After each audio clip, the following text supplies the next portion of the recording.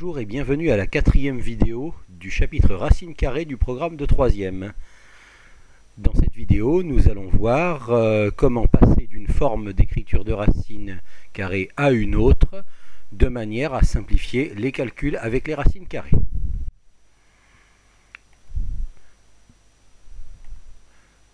Donc, je vous demande, en remarquant que 45 c'est 9 fois 5, ce que tout le monde sait, complétez la chose suivante.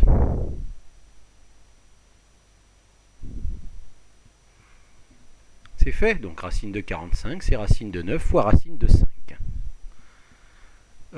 Pourquoi est-ce que je vous ai fait faire ça? Est-ce que vous êtes capable de le deviner?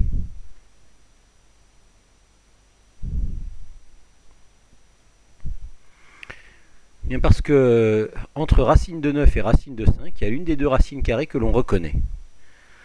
Je vous ai dit qu'il fallait reconnaître les carrés utiles, et racine carrée de 9, on reconnaît que ça fait 3, puisque 9, on reconnaît le carré de 3. Donc, je remplace racine de 9 par 3, et j'arrive à l'égalité. Voilà, je reconnais 3, j'arrive à l'égalité. Racine de 45 est égale à 3 fois racine de 5. J'ai remplacé racine de 9 par sa valeur, c'est-à-dire 3, et racine de 5 qui n'a pas une valeur agréable, je laisse racine de 5. J'obtiens donc que racine de 45, racine carrée de 45, c'est en fait 3 fois la racine carrée de 5. Vous pouvez vérifier à la calculatrice que la calculatrice vous donne la même valeur approchée, ou alors si vous tapez racine de 45 à la calculatrice et que vous appuyez sur exécuter, la calculatrice vous ressort 3 racines de 5. Ce qui veut dire que racine de 45 et 3 racines de 5 sont deux manières d'écrire le même nombre. D'accord? Donc si dans des calculs on a besoin, on pourra transformer racine de 45 en 3 fois racine de 5 en appliquant cette même méthode. Alors pourquoi on en aurait besoin? Par exemple, dans des expressions où il y a beaucoup de racines de 5. Voilà.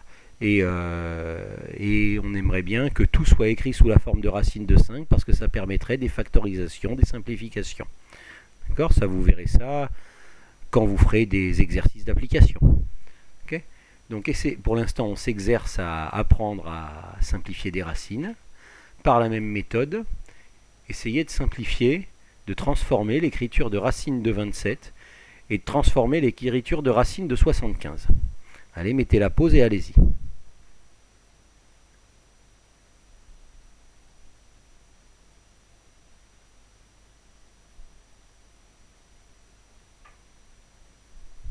Eh bien, racine carrée de 27, on se dit 27 c'est combien fois combien, il faut qu'il y ait un des deux nombres dont on connaisse le carré.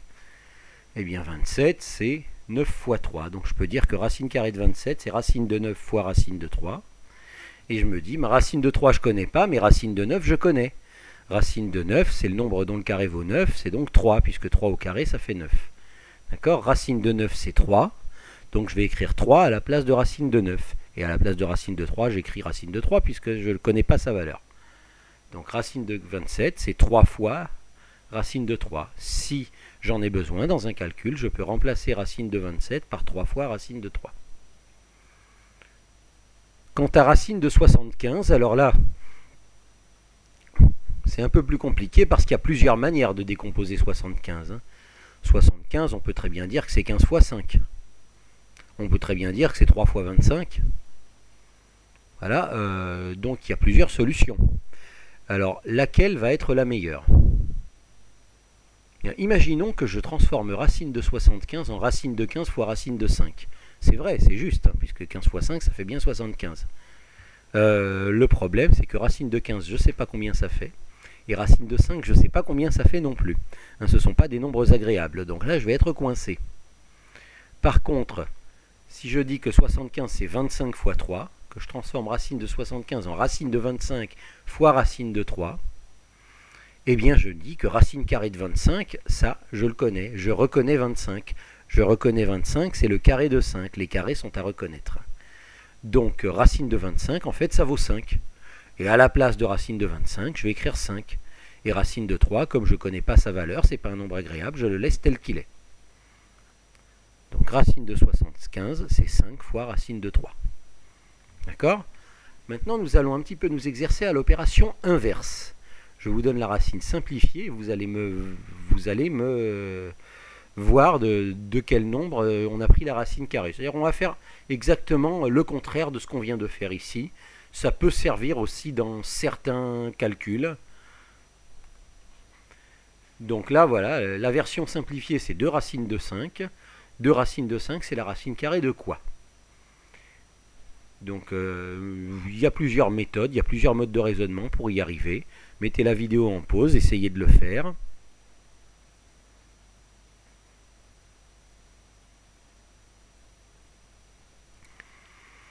Eh bien, ce qu'on peut par exemple remarquer, c'est que 2, c'est la racine carrée de quel nombre? 2, c'est la racine carrée de 2 au carré. Donc 2, c'est la racine carrée de 4. Donc à la place de 2, je peux très bien écrire racine de 4. Donc 2 racines de 5, vous voyez, je l'ai recopié au-dessus. 2 racines de 5, en fait, c'est racine de 4 fois racine de 5.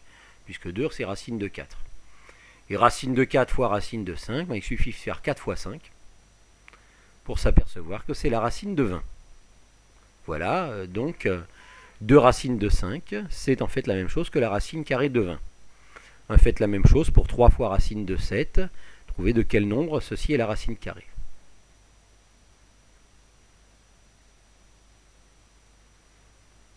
Eh bien, 3 fois racine de 7, je vais prendre 3, je me dis 3, je vais le transformer en racine carrée. 3, c'est la racine carrée de combien? 3, c'est la racine carrée de 9. Racine de 9 égale 3. Donc à la place de 3, je vais écrire racine de 9. Et donc 3 racines de 7, c'est racine de 9 fois racine de 7. Et racine de 9 fois racine de 7, il suffit de faire 9 fois 7, c'est la racine de 63. Et voilà comment, en reconnaissant les carrés utiles et en multipliant, on arrive à retrouver de quel nombre est la racine carrée, une expression qui est une forme simplifiée. Voilà. Donc cette simplification de racines vous servira lorsque vous aurez des longs calculs avec les racines et que vous voudrez les simplifier pour arriver plus vite à les résoudre. Voilà.